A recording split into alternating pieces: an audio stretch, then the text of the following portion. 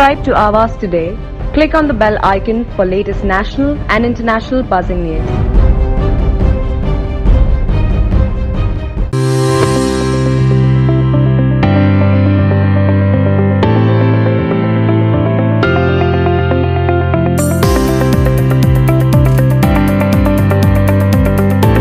आज केंद्र सरकार के विरोध में किसानों के मांग के समर्थन के लिए भारत बंद आंदोलन किया गया। आंदोलन को 1 साल होने के बावजूद कायदा अभी तक रद्द किया गया नहीं। शहर के विविध जगह केंद्र सरकार के खिलाफ घोषणाबाजी की गई।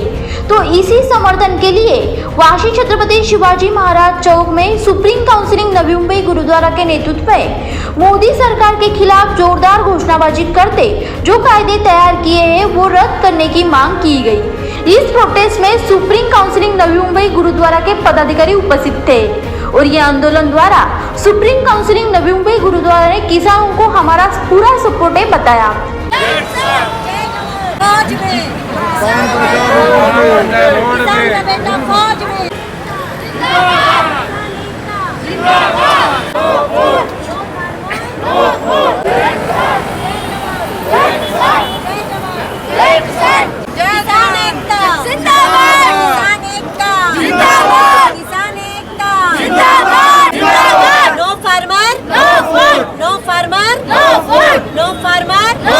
जय जवान जय किसान, किसान एकता जिंदाबाद, किसान एकता जिंदाबाद, किसान एकता जिंदाबाद, किसान का बेटा फौज में, किसान बेटा रोड पे, किसान एकता जिंदाबाद, किसान एकता जिंदाबाद, जय जवान जय किसान, जय जवान जय किसान, जय जवान जय किसान, किसान एकता जिंदाबाद, जिंदाबाद जिंदाबाद, किसान एकता जिंदाबाद। बोलो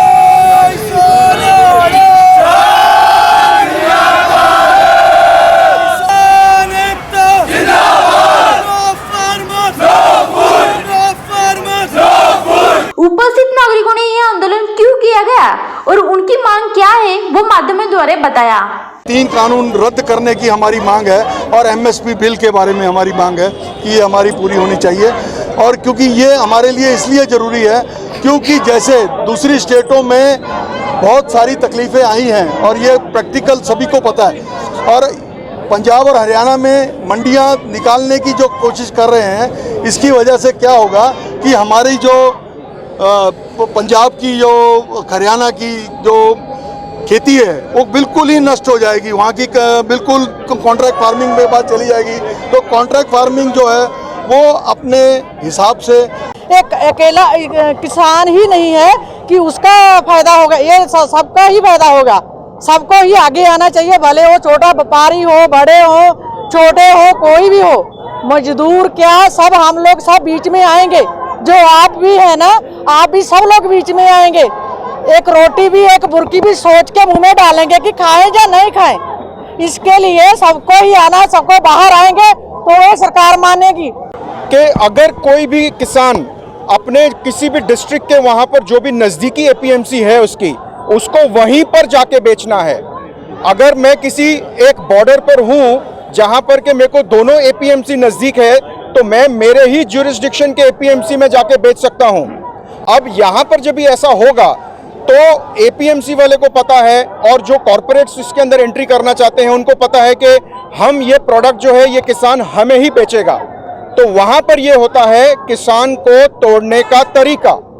गवर्नमेंट को ये बताना चाहते हैं कि ये जो 3 लॉ है जो गलत बनाए गए हैं इनको कैंसिल किया जाए और उसके बाद किसानों के लीडरों के साथ बैठ के तो और कानून अच्छे तरीके से बनाना है तो बना सकते हैं, लेकिन किसानों की सलाह के साथ। बाकी ज़्यादा बोलने का कोई मतलब नहीं है क्योंकि सबको सब कुछ मालूम है।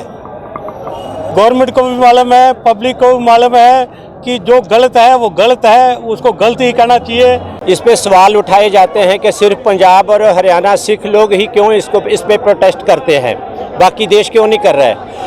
इसकी वजह ये है कि जो 3 काले कानून बनाए गए हैं वो पंजाब में एपीएमसी लागू है, एपीएमसी चालू है।